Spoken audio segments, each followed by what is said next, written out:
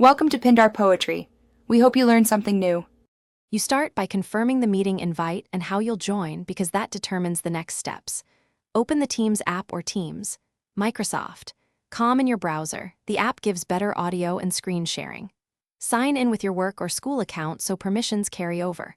Once signed in, make sure your camera and microphone are allowed and working. This avoids last-minute prompts. If you see a passcode or lobby note, keep the invite handy. It streamlines entry. You now enter the meeting flow.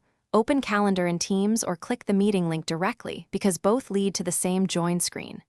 Once you click Join, pause at the pre-join settings. This is where you pick camera, microphone, and speaker. Choose the best audio device. Headsets reduce echo. If you expect distractions, enable background blur or an image. Then, confirm your display name is clear and professional. That helps hosts recognize you and admit you from the lobby. You're in the meeting. Use the toolbar to mute when not speaking, open chat, or raise your hand to avoid talking over others. To share content, click Share and pick a window or your desktop. Choose a single window for privacy. If audio or video stop working, first switch to another device or toggle permissions, and if that fails, join by phone using the dial-in number. Finally, make sure to end the call when done so recordings and permissions stop automatically. Thanks for watching. Consider subscribing if we helped you.